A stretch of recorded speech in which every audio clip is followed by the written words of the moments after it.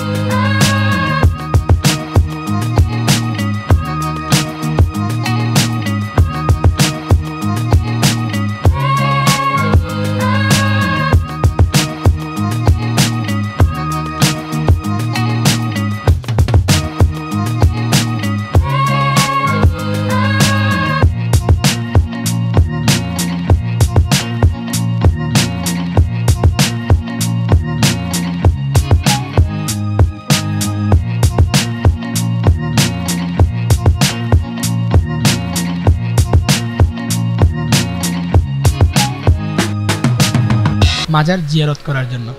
তো একটি কথা মনে রাখবেন, জুতোগুলো আপনারা এক জায়গায় রেখে নেবেন, অথবা যদি আপনাদের কাছে পকেটে টাকা থাকে তাহলে টাকা দিয়ে জুতাগুলো ওদের কাছে রেখে একটা স্লিপ নিয়ে যাবেন।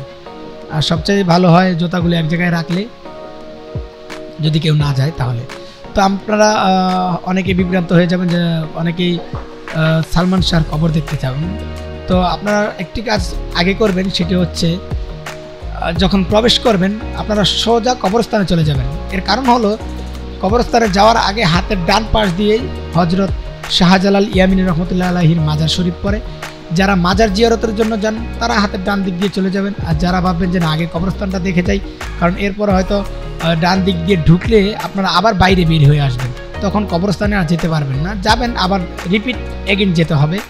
তো সেটার চাইতে ভালো আপনারা আগে এই যে দেখতে পাচ্ছেন সামনে একটি গেট ছোটোখাটো, এই গেট কিন্তু রাত্রে তালা লাগানো থাকে, তো অনেকে এটা ডেঙ্গিয়ে যেতে হয় অন্য পাশ দিয়ে। তো সকালবেলা গেলে এটা খোলা থাকে, আপনারা সোজা ঢুকে যেতে পারবেন। তো আমরা এখন যাব হজরত হাতের ডান পাশ দিয়ে হজরত শাহজালাল ইয়ামিনী রহমতুল্লাহ আলাইহির মাজার শরীফ। আমরা এখন গেটের বাইরে যাচ্ছি, কারণ হচ্ছে আমরা দেখব আমার প্রিয় নায়ক প্রয়াত সালমান শাহ, ওনার কবরটা একটু দোয়া করে আসবো এই জন্য। আর এরপর আমরা চলে যাব সরাসরি হজরত শাহজালাল ইয়ামিনী রহমতুল্লাহ আলাইহির মাজারে। তো আপনারা যাবার সময় একটি জিনিস মনে রাখবেন, আপনারা এই যে আমার সামনে একটা সাইনবোর্ড দেখতে পাচ্ছেন, এই সাইনবোর্ডটি খেয়াল রাখবেন, তাহলে আপনাদের সালমান শাহর কবর খুঁজে পেতে সহজ হবে।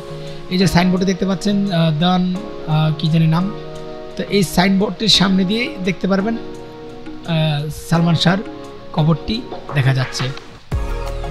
তো এখানে যদিও ছবি তোলা নিষেধ, তারপর আমরা তুলেছি অবৈধ, কারণ কিছু করার নেই, আপনাদেরকে দেখাতে হবে। এই যে দেখতে পাচ্ছেন এটাই হচ্ছে প্রিয় নায়ক প্রয়াত সালমান শাহ, শাহরিয়ার ইমন সালমান শাহ কবর।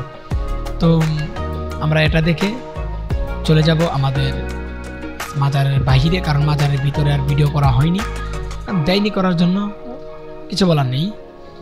তো আমরা দেখতে পাচ্ছেন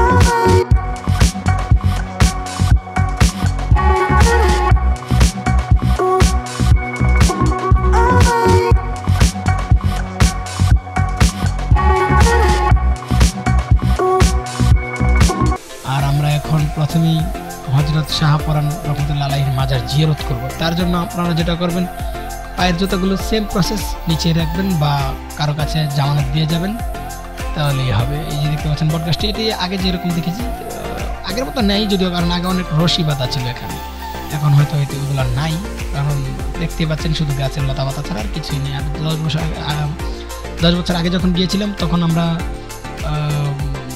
অনেক কিছুই দেখেছিলাম, অনেক ভিন্ন লাগছে আর কি। যেহেতু পরিবর্তনশীল সব কিছুই, তো মানুষ পরিবর্তন হয়, সব কিছু পরিবর্তন হয়। তো আমরা এখন হজরত শাহপরান রহমতুল্লাহ আলাইহির মাজার উপরের দিকে উঠছি। একটি কথা বলে রাখা ভালো, এটা নিয়মটা কি ঠিক না ব্যাঠিক সেটা আমরা জানি না। হজরত শাহপরান বলেন বা হজরত শাহজালাল বাবা রহমতুল্লাহ আলাইহির মাজার বলেন, যে মাজারই বলেন না কেন, যখন আপনারা প্রবেশ করবেন উপরে উঠবেন, কারণ শাহপরান রহমতুল্লাহ আলাইহির মাজারটা কিন্তু অনেক উপরে, নিচের জমিন থেকে অনেকটাই উপরে। যদিও শাহজালাল রহমতুল্লাহ আলাইহির মাজার বেশি উপরে না, কিন্তু শাহপরান রহমতুল্লাহ আলাইহির মাজারটা হচ্ছে জমিন থেকে অনেকটা উপরে, পাহাড়ের উচ্চতে। তো আমরা সেদিকে উঠছি। তো আপনারা দেখবেন কি একটা বিষয়, মাজারে ওঠার সময় সবাই সিধে উঠে, কিন্তু নামার সময় উল্টা দিক করে নামতে হয়। এটা নাকি মাজারের নিয়ম। তো সেটা ভালো না খারাপ সেটা আমি জানি না, আপনারা কমেন্ট করে জানাবেন বিষয়টা কি সঠিক কিংবা সঠিক না, কারণ যদি কমেন্টে জানান তাহলে অনেকে উপকৃত হবেন। এই দেখতে পাচ্ছেন বিষয়টা, অনেকে কিন্তু উল্টো দিক হয়ে নামছেন, মানে সামনের দিকে মুখ করে তারা নামছেন। এই বিষয়টা আপনারা কিভাবে দেখছেন একটু আমাদেরকে জানাবেন। আর যদিও শাহপরান রহমতুল্লাহ আলাইহির মাজারের ভিতরে ভিডিও করা সম্পূর্ণ নিষেধ, তবু আমি গোপনভাবে ভিডিও করেছি, আপনাদেরকে একটু দেখাচ্ছি। জানি না কতটুকু দেখা যাবে, আমি ধরা পড়ে গিয়েছিলাম যদিও। এই যে দেখতে পাচ্ছেন হযরত শাহপরান রহমতুল্লাহ আলাইহির মাজার, এটা ভিডিও করা সম্পূর্ণ নিষেধ। তাই পরে যখন ওরা দেখতে পেয়েছে, মোবাইল অফ করার কারণে আমি অফ করে ফেলেছি। আর এখানে দেখুন ফটো সেশন হচ্ছে, আমার লোকই ওরা, আর আমরা সঙ্গে করে ক্যামেরা নিয়ে গিয়েছিলাম। কারণ আপনাদেরকে একটি কথা বলে নেই, আপনারা যদি জাফলং বা কোনো জায়গায় ঘুরতে যান অবশ্যই ভাই সঙ্গে করে ক্যামেরা নিয়ে যাবেন, সবচেয়ে বেটার হবে এটা। ওখান থেকে ভালো হবে আপনারা যদি ক্যামেরা নিয়ে যান, তাহলে আর পার পিস করে আপনাদেরকে টাকা দিতে হবে না। আপনাদের সঙ্গে আমি একটা বিষয় শেয়ার করব। যেতে যেতে আপনারা দেখতে পাচ্ছেন আমরা এখন জাফলংয়ের উদ্দেশ্যে রওনা হয়েছি, হযরত শাহপরান রহমতুল্লাহ আলাইহির মাজার জিয়ারত শেষে। বিষয়টা হলো জাফলংয়ে, আচ্ছা এই বিষয়টা আমি জাফলংয়ে গিয়েই বলবো আপনাদেরকে। তো এখন আমরা কিছু দৃশ্য দেখব, এই দৃশ্যগুলো আপনাদের মন ছুঁয়ে যাবে। এক কথায় অসাধারণ কিছু ভিউ আপনাদেরকে দেখাবো। যেই ভিউটা এই যে দেখতে পাচ্ছেন, সেই ভিউটা গাড়িতে বসে না দেখে, গাড়িতে বসে দেখে যতটা মজা পাবেন, সামনাসামনি দেখলে এতটা মজা পাবেন না।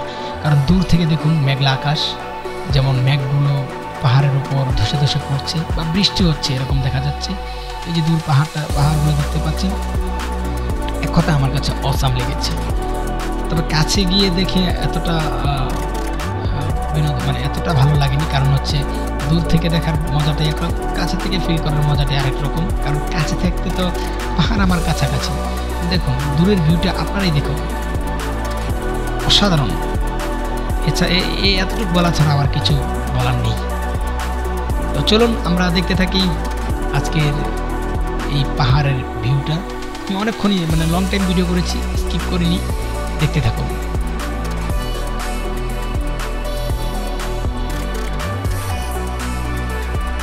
পাশাপাশি বাসের মধ্যে কিন্তু আমাদের এক যাত্রী বা ছোট ভাই, সে একটি গানও গিয়েছিল, তার গানটি আমরা আপনাদেরকে শোনাবো। খুব সুন্দর একটি কণ্ঠ তার, শুধু গানটিই শোনাবো ভয়েসে, আর কিছু আমরা ভয়েসে শোনাতে পারবো না। এই পাহাড় দেখতে দেখতে গান শুনলে তো কোনো কথাই নেই।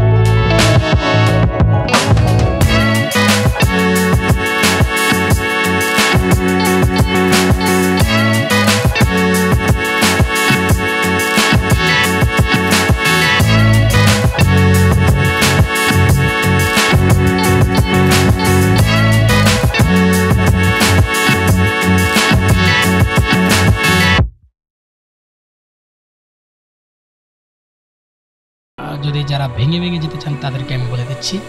প্রথমে চলে যাবেন আপনারা সিলেট থেকে যেতে পারবেন ভেঙে ভেঙে। যদি চান যে আপনারা শাহজালাল রহমতুল্লাহ মাজার এবং শাহপরান রহমতুল্লাহ মাজার জিয়ারত করে যাবেন, সেটাও পারবেন। সেটার জন্য আপনারা হযরত শাহজালাল রহমতুল্লাহ মাজারে যাবেন। সেখানে জিয়ারত শেষে মাজারের গেট থেকে বের হলেই আপনারা অনেক গাড়ি বা অটো পেয়ে যাবেন, বা পিক আপ ভ্যান পেয়ে যাবেন। সেগুলোতে চড়ে আপনারা চলে যাবেন শাহপরান রহমতুল্লাহ মাজার শরীফে। সেখানে যাওয়ার পর দুটি রাস্তা, একটি হচ্ছে আপনারা যে কোনো বাসে চড়ে চলে যেতে পারবেন, আরেকটি হচ্ছে ভ্রমণকৃত বাস, যেমন আমাদের আনন্দ ভ্রমণ, এরকম কোনো বাস থাকলে উঠে পড়বেন, কিছু টাকা দিবেন, আপনাদেরকে নিয়ে চলে যাবে জাফলংয়ে। তো আমার মনে হয় সেটাই ভালো, অন্য বাস থেকে ভালো হবে। সেই বাসটি ডাইরেক্ট চলে যাবে। দেখুন কি সুন্দর ভিউ, আমার কাছে কিন্তু অসাধারণ লাগছে এই ভিউটা। আর কার কাছে কেমন লাগছে আমি সেটা জানি না। যদি এখন আমি বাসের মধ্যে বসে আছি, নামার পর তো কোনো কথাই হবে না। অলরেডি ভিউয়ার্স আমরা চলে এসেছি জাফলং। তো জাফলং নামার পর দেখুন এতক্ষণ দূরে যে পাহাড়টি আপনারা দেখেছিলেন সেটি কিন্তু এখন আমার চোখের সামনে, একদম কিছুটা দূর। মানে কি বলবো, অসাধারণ একটা প্লেস। তবে একটি কথা বলে রাখা ভালো, এখন জাফলং কিন্তু নতুন একটি নিয়ম হয়েছে, সেটি হচ্ছে আপনারা যখন নিচে পাথর ঘাটে নামবেন বা জিরো পয়েন্টে